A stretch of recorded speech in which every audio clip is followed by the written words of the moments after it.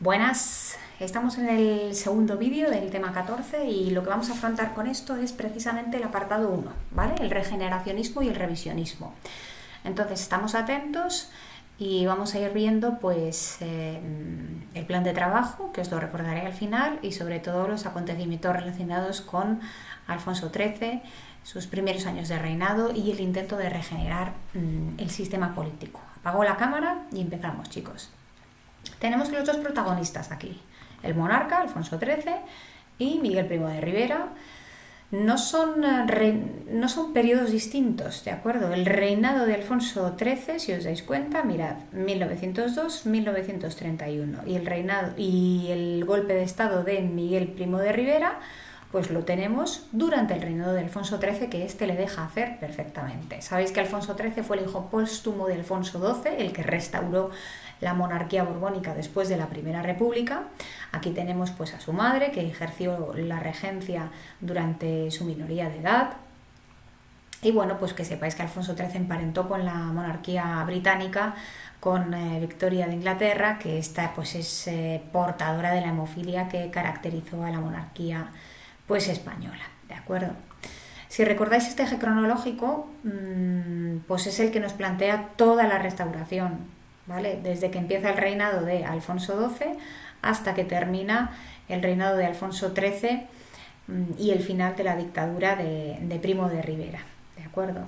En el tema 13 estudiamos todo el apartado de Alfonso XII y la regencia de María Cristina cuando Alfonso XIII es un bebé, con la Constitución del 76 y el desastre del 98, y lo que vamos a estudiar ahora, ya en grande, es este eje cronológico de la crisis de este sistema de la restauración, pues con varios apartados o acontecimientos importantes y solapamiento de la dictadura de Primo de Rivera durante el reinado de Alfonso XIII. Todo esto termina el 14 de abril, que es la vuelta de vacaciones, si os dais cuenta, con la proclamación de la Segunda República. Bueno, sabéis que estamos en el momento de la crisis de la restauración. Todos estos acontecimientos se van a suceder. También atendemos a la Primera Guerra Mundial, en la que España no participa, la Revolución Rusa en 1917 también, la de febrero y la de octubre, que da el traste con el imperio de los zares y suplanta pues un sistema de antiguo régimen y de absolutismo por un sistema de carácter soviético y de camino al socialismo y al comunismo, con Lenin y Stalin. Esto es un poco lo que pasa a nivel internacional. La dictadura de Primo de Rivera la veremos hacia el final, con sus diferentes etapas, y el auge de los autoritarismos en toda Europa. En toda Europa se van a producir distintos totalitarismos y dictadores, y España pues sabéis que no va a ser menos. Primero con Primo de Rivera y ya pues en los años 30, después de la Guerra Civil, con Francisco Franco. Vamos a comenzar con el regeneracionismo. Este es un término que sabéis que hace referencia al movimiento intelectual y político que se organizó a partir del desastre del 98 como análisis pesimista y crítico de la decadencia social, política y económica de España pues durante la segunda mitad del siglo XIX. Es un movimiento que es intelectual y literario por una parte, y político, pues militar incluso, y económico por otro. Sus pilares fundamentales pues son el rechazo al sistema de la restauración, al caciquismo, a esta monarquía corrupta a la que se le hacía culpable del desastre del 98, y lo que ellos proponen es una modernización y europeización tanto de la economía como de la sociedad española y de la política española. El regeneracionismo es un sistema de crítica y de propuestas que tiene sus raíces en el grupo de arbitristas del siglo XVII, que no sé si lo recordáis, os voy a preguntar al final del vídeo, y también en los ilustrados, obviamente, del siglo de las luces, ¿no? Del siglo XVIII. Bueno, en cuanto al regeneracionismo, recordar que su líder fue Joaquín Costa, además pues de otros líderes como Macías Picabea, o incluso en Castilla y León Julio Senador. Y el lema que proponía Joaquín Costa pues era escuela, despensa y 100 llaves al sepulcro del Cid. ¿Esto qué quiere decir? Pues quería hacer avanzar a la sociedad española, pero sin caer en esas viejas glorias del pasado y en esos viejos también enfrentamientos del pasado. Es decir, poner unas cuantas llaves al sepulcro del Cid cambiador.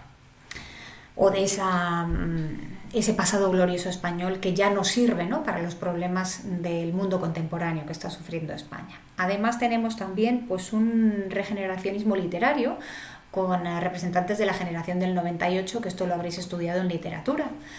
Unamuno, Antonio Machado, Pío Baroja. Bueno, aquí tenéis el lema de escuela y despensa, ¿no? Aquí en el regeneracionismo hay un problema, porque como sabéis, como todo en España, pues cada uno proponía distintos puntos de vista para regenerar España y había dos grandes planteamientos y dos grandes tipos de reformas. El regeneracionismo desde dentro del sistema, que quería hacer reformas desde arriba, y el regeneracionismo desde fuera del sistema, que quería hacer reformas desde abajo. En algunas ocasiones, tanto las reformas desde arriba como las reformas desde abajo, propuestas, no siempre eran propuestas claras y a veces tampoco eran muy democráticas. Por eso vamos a asistir al regeneracionismo como crisis de un gran sistema. Las dos opciones eran las siguientes. La revolución desde arriba incluía pues, a partidos que estaban dentro del régimen, los partidos dinásticos y el nacionalismo catalán también. En cuanto a los partidos dinásticos, sabéis que tenemos, igual que en el tema anterior, durante toda la Restauración, dos grandes partidos, el conservador y el liberal. Aquí lo único que cambian son sus líderes. Por el partido conservador, Silvela, Maura y Eduardo Dato. Y por el partido liberal, Canalejas. Luego veremos unas fotos para que nos sean familiares. Y además pues tenemos el nacionalismo catalán que culpa pues a la monarquía española y centralista de todos los males que tenía España. Por otra parte tenemos la revolución desde abajo. Los partidarios de este tipo de medidas o de sistema pues obviamente no están dentro del sistema. Son los republicanos, parte del ejército y también el movimiento obrero, que en ocasiones pues sabéis que estaba en la clandestinidad. Bien, ¿qué tipo de problemas tenía España en ese momento? Bueno, pues sabéis que tenemos en España pues distintos problemas, tanto políticos como de carácter económicos, sociales y militares. Alfonso XIII pues participaba demasiado, ¿no?, o en exceso en las cuestiones de gobierno. El turno de partidos entró en crisis con las muertes de los líderes anteriores de la Restauración. Y el caciquismo pues tampoco pudo, digamos, sacar adelante los encasillados, porque a medida que fue aumentando el peso del voto de las ciudades, pues era más difícil de manipular, como os podéis imaginar. Es decir, estamos atendiendo al fin de ese bipartidismo y de ese turno de partidos pacífico que había ideado el político Cánovas del Castillo. Y lo que vamos a tener ahora son gobiernos de concentración, pues lo que tenemos hoy en el siglo XXI, ¿no? Una alianza en el gobierno por distintos partidos políticos. Ya existió, no estamos ante un escenario nuevo. Los problemas de España. Además tenemos la radicalización del movimiento obrero, tenemos el auge del nacionalismo vasco y catalán, incluso se crea una mancomunidad de provincias en Cataluña. Tenemos la cuestión religiosa, el anticlericalismo, tenemos también el problema militar, ya que el ejército comienza, como había pasado durante el reinado de Isabel II, a tener cada vez mayor injerencia dentro de la política, y los ejemplos fundamentales son la dictadura de Primo de Rivera y la posterior pues de Francisco Franco. Además también asistimos a la guerra de Marruecos, una guerra larga y con distintos también problemas que esta guerra, a pesar de estar fuera de nuestra península, va a plantear dentro. Problemas políticos de descontento con el tipo de envíos de los militares, la respuesta del ejército español y también la respuesta pues tanto de Alfonso XIII como de Miguel Primo de Rivera. Mirad qué largo, 1909 a 1917. ¿Qué medidas propone este regeneracionismo? Bueno, pues según estuviera en el gobierno el Partido Conservador o el Partido Liberal, pues las propuestas eran distintas. Vamos a ver un poco a vuela pluma cuáles son estas medidas, ¿de acuerdo? Las de el Partido Conservador, que está primero en el gobierno, pues realiza un tipo de reformas de carácter superficial, ¿no? En el sistema electoral pretende acabar con el caciquismo, pero todavía no es muy posible. En cuanto a las reformas económicas, impulsó la industria y la agricultura, y atendemos a algún tipo de reformas sociales importantes y que afectan hoy en día, ¿no? Pues durante el gobierno del conservador Maura se creó precisamente pues, el Instituto Nacional de Previsión, que esto es el antecedente de nuestra seguridad social que tenemos hoy y que tanto riesgo corre con la situación que estamos viviendo. Así que tenemos aquí un link importante e interesante para resaltar. Estas medidas no satisficieron a nadie, ni a las oligarquías, es decir, ni a los partidarios de la monarquía, ni a las altas jerarquías del ejército, y tampoco contentaron al movimiento obrero y a las clases populares que consideraban estas reformas insuficientes.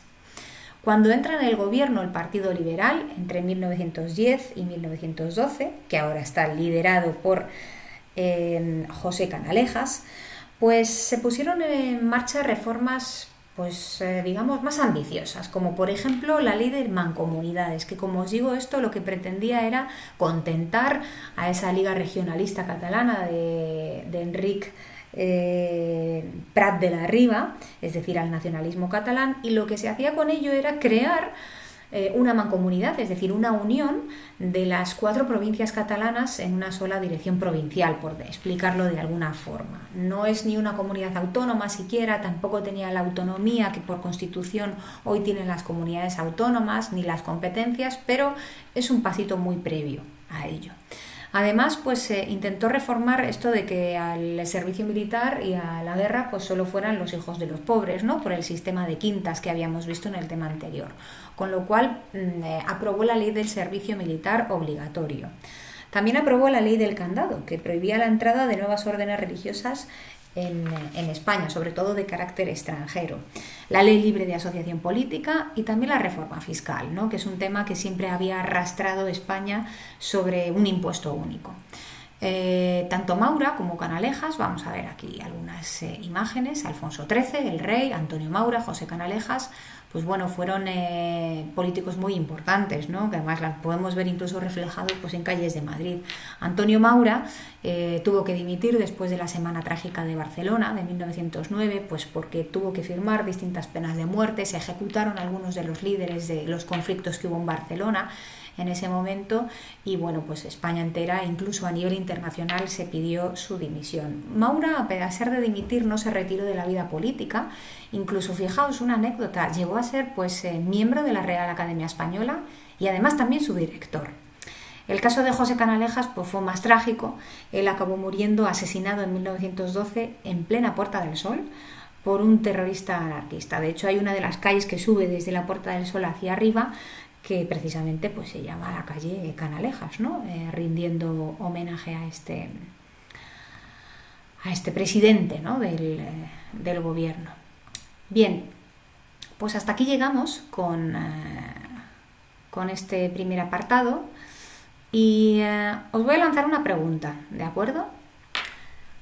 El primero que responda, y hay que responder en el chat, ¿vale? En el chat no, perdón, en el foro, ese foro que he abierto en el tema 14, pues se gana un positivo, ¿vale? Las preguntas son las siguientes. ¿Qué relación hay entre este tema y nuestro calendario del plan de trabajo? Recordad que nuestro calendario del plan de trabajo es este. Aquí lo tenemos, ¿vale? Más preguntitas. Además de esta primera pregunta, ¿quiénes eran los arbitristas? Sabéis que acabo de explicar que el regeneracionismo hunde sus raíces en los arbitristas, pero ¿quiénes eran estas personas? ¿Cuándo aparecen en la historia de España? ¿Y qué es lo que proponían? Un saludo, chicos, y a trabajar.